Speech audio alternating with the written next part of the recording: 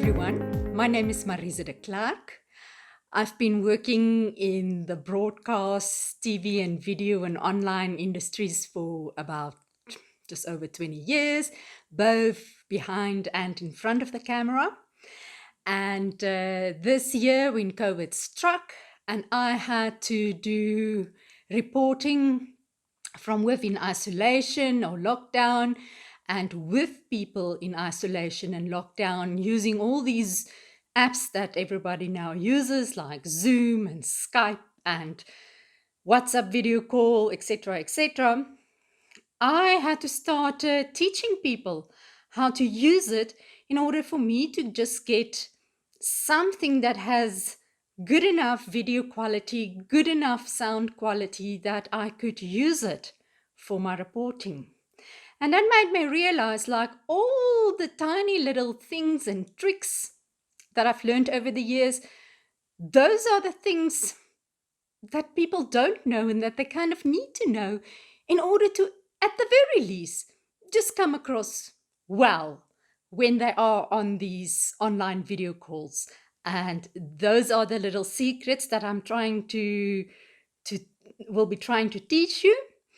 And I will be using throughout this session equipment like a computer and the cell phone on which I'm recording at the moment to help to show you that it's possible to work with those type of devices and still get something that will make you look good, make you look professional. Internet, that dictates everything. Everything is set up around that and compromised around that. You need a line or a signal that is of good quality, stable and fast. Obviously, with that goes electricity and power for whatever devices or internet connection you use. Without that, there's nothing. So what I always recommend is get at least a 5 megabit per second line and connect it directly with an actual cable into your computer for the very best quality. However, in South Africa, we don't always roll like this due to various reasons. And then we work through Wi-Fi if we're lucky enough. And in that case, you must ensure that you are as close as possible to the Wi-Fi signal source. In my case, let me show you, it is literally centimeters. I have to struggle to get this into the screen because the cable is too short. If you're only on mobile data, which is like really the last resort, make sure you stand in the best possible place where you can get the strongest possible signal. Because it's really irritating if one cannot see the person, cannot hear the person, or if the connection keeps on dropping. To the next important aspect, and that is the video, the picture that you see. The video call is obviously app dependent. Just make sure you kind of know the type of app that you will be using to do your conversation. There are so many, or your conference. In the case of some of these apps, where you may be using a cell phone, and especially when you're doing, say, an interview for TV purposes, broadcasting purposes, you must always make sure that you choose the right app and that you keep your phone or your screen and your camera horizontally like you see this now. But first rule is keep your device horizontal like this and not like this vertically. Horizontal like your eyes or your TV. That's the golden rule. Then imagine that you are going to be on the TV screen and set yourself up kind of like that, with yourself in the middle of the screen. The next point is very important in terms of communication. You want to look your device in the camera. So you look, in other words, people in the eyes. Just like a physical meeting, people want to be looked in the eyes. And you want to make or create the feeling, at least, that your video call or video conference is as normal as possible. You want to project your personality as well as possible and get your message across as well as possible. And for that, people want to see your face. They want to see your eyes. You have to use your eyes and your face when you communicate. The only way that can happen is when you look people in the eyes. Because you're talking through a device, this case, a laptop, you have to look it in the camera. Mine has a little black dot up there with a green light next to it. And just for in case I forget, I have a little gnome pressed it on top of my computer so I can remember to look people in the eyes. And this is one of the reasons why using a computer is better than using a cell phone. But it's not to say you cannot use a cell phone. If you do use a cell phone, remember, your camera, where is it? Yes, normally it's also, like in the case of mine, a bluish, blackish dot up there. But when it's up there, this is normally how you use the phone or the camera when you would talk normally. In the case, as I told you, it's very important for a video conference setup or a video call setup. You need to turn your device horizontally. And that means now you need to look for the little camera. Oh, there it is, to the side. Now, this will mean you will have to look not there when you talk, but rather over there, which is a bit tricky, but yes, it should be done. Otherwise, it looks awkward on the other side. And you can see here is a computer. You must always look for that black dot. Some people may have a little webcam there at the top. Here is the cell phone. The camera is also normally a little black dot at the top. Keep in mind where that little black dot is when you do use it for a video conference setup. The next point, keep things eye height. In my case, as you can see, that means lifting my computer. It is on the kitchen counter. I need to put a couple of books underneath so it gets to my eye height. You can lower your chair if that is the way you want to get to eye height. You can make your chair higher, but it's important to get it eye height. Let me show you why it's important. Over and above the fact that you want to look people in the eye, it is important also to make you look good and make your surroundings look good. Because look what happens if I would now move the device or the laptop to my lap, as where a laptop normally should be. Now you look right up my nose and I have a huge double chin. The camera just put on 20Ks, which most of us don't like, especially our ladies. When I put the device back and I change the screen so I can look it back in the eyes. There it is. See? Gone, ladies, gents, are the 20 kilograms, hopefully.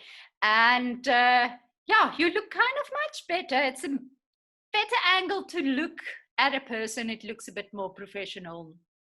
It looks a bit more pleasing.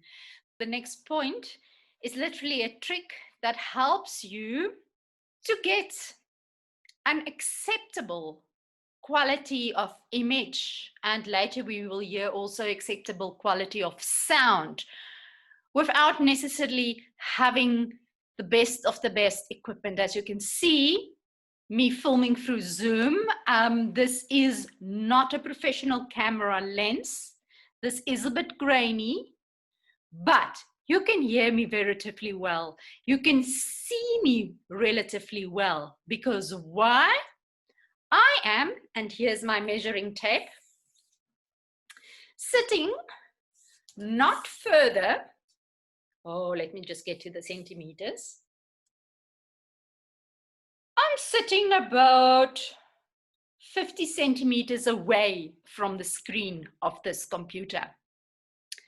So that means I'm very close to the device. The microphone, which is not normally of a very good quality, can pick my voice up quite clearly. Also, the image of this camera, which is also not the best of the best type of cameras, is also quite clear.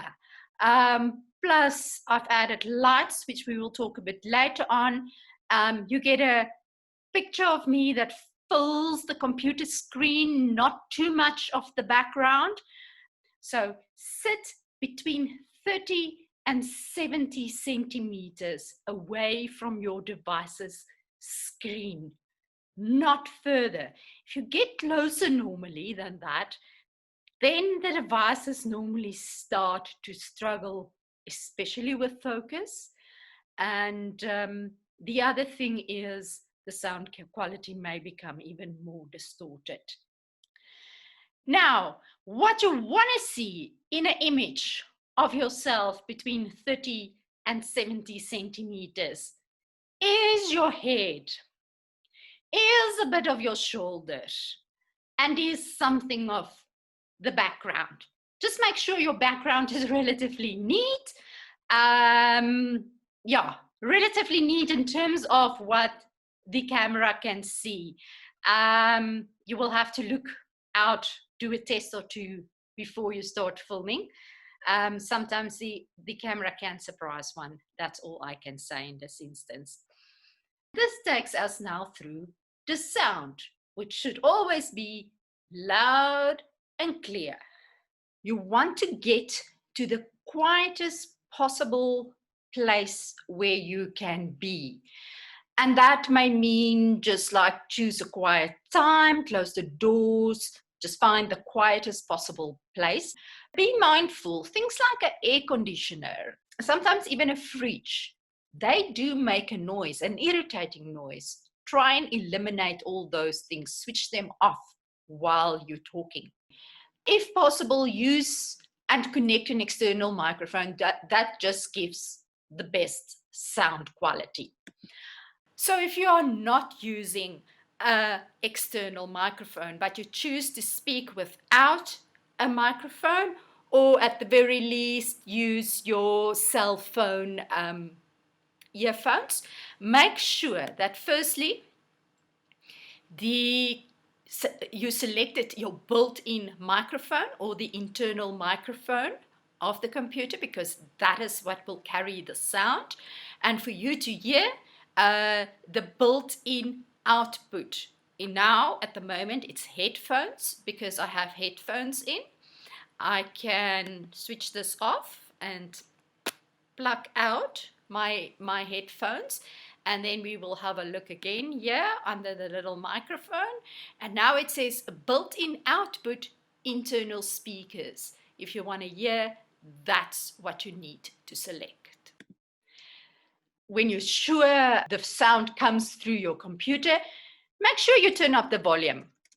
Once again, that rule of sitting 3 to 70 centimeters away from your device, as I said, it helps with the clarity of sound. And then close all other programs that may be on your computer or your cell phone, and all notification, because it's very irritating if stuff jumps up or makes a noise while you're trying to have a conversation. It's similar to a normal conversation. Now for lighting. It is as simple as this. When it's dark, you cannot see. Without light, your video conversation will not look like anything. You must always try to film in as much light as possible. But keep in mind, as I said, your connection dictates. In my case, I can hardly do any of the things that I'm telling you to do, like filming in natural light, sitting in front of a window, etc., because of where my cell phone connection, or rather my internet connection is. So I need to use extra lights. I switched on all the lights in this area where I'm sitting. And I'm also using these wonderful companions. Ooh, it's a bit bright. That we all got to live with during load shedding. These extra lamps and lights that are charged for those dark days to help to light myself up so I can look like something. The other tips I would rather give you, if you're in a position to do that, this is your first choice. Make sure you choose a well-lit space and make sure there's especially light on your face, because that's what shows. If possible, have as much as possible natural light, meaning open the curtains, and then also go sit in front of the window, facing the window, so all that natural light can be on your face. Don't sit with your back towards the window, because then you become a silhouette. I'm standing outside in relatively equal shades, so my face is nicely lit. And that is the kind of effect you want to create with either light coming through a window or light on your face. If I say do not film yourself with your back towards the window, the following will happen. I am now with my back towards the bright sky. Suddenly you struggle to see my face. Also, light up your background. You still want to give that feeling of depth by lighting your background. Because this video, you want to create a nice, pleasing picture. And therefore, your background is very important. And there are a few tips that I can give you. Firstly, make sure you choose a place where you have some depth, texture, and interest. Like this person was sitting in a foyer of a theater, and there are various things in the background, and it's distance and so on. It must not be too busy in terms of what you see, and also activities. It can be good if we see relevant activities in terms of who you are or what you're talking about, but it must be quiet. Always try to be a few meters away from whatever your background is. It helps with creating that sense of depth. And then do not film against a very light or a very dark background. So I know Skype and Zoom have these fancy artificial backgrounds. Do not use them. My computer is not able to handle Zoom's backgrounds unless I have a green screen. So I told the computer it is able to handle the background. See what happens. You do not want that to happen. Another technique that helps you to create that illusion of depth, especially if you do not have a lot of space, is to set yourself up with a corner behind you where two walls or a wall and, like in this instance, a curtain meets. Try then, of course, to be at an angle when you film yourself or set up your computer to your background. And then make sure there's some sort of a focal point, especially if you have a bland kind of background like this lady has, with a whitish, grayish setup. And that could be anything from a bookshelf to paintings, to, in her case, some flowers. It's just to create some interest and focus. And now for some general pointers. Firstly, dress code.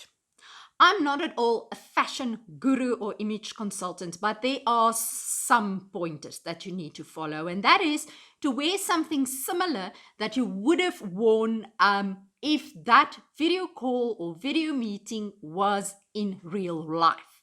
If it's an office meeting, wear something kind of similar, at least in the top part, which is visible on the screen, to what you would have worn to the office. If it's normally required that you do uniforms, I guess, you must at least do your uniform. Something that looks normally quite nice on camera is something with a collar, and then solid colors. Lights may make you look pale, so try to use subtle makeup, not too much more than what you normally would have done if you're a lady. And if you're very shiny or it's a hot day and you're sweaty, or even if you're bald, something like translucent powder which doesn't show is a good thing to just put there, so to take the shininess away. Then, very importantly, and these are due to technical requirements and technical reasons because of the technology, the cameras involved. Do not wear white, green, or red. Cameras do not like it, especially the bright shades thereof. Next, do not wear anything with fine lines, dots, checks, or blocks. Once again, technology may have been improved, but it's still safe not to wear it because the cameras do pick it up and it doesn't look good on camera. Now, in terms of general etiquette, same like with your clothes, apply similar rules to what you would have if you would have been in a real life meeting in terms of what you say, how you say, kinds of jokes, etc. Be your professional self. Be comfortable, but be also professional if it's a professional meeting. Then pronounce clearly what you are saying, because there's always a chance that on the other end, the signal may not be so clear due to various reasons, but which may or may not be your fault. Do not bump the desk or table on which your device is. Do not bump your device, especially cell phones or the screens. You've seen that earlier. It doesn't work nicely. It doesn't look cool. Do not swing around in your chair. Some chairs like this one I'm sitting on may creak. Others, it just doesn't look good. It makes it difficult for the camera to follow you and to stay in focus. You do not want that. And then sit up straight, but still be comfortable. And that's it. Have fun next time. Thank you very much. Please feel free to follow me on my social media, or have a look at some of my work, or give me a call if you think I can help.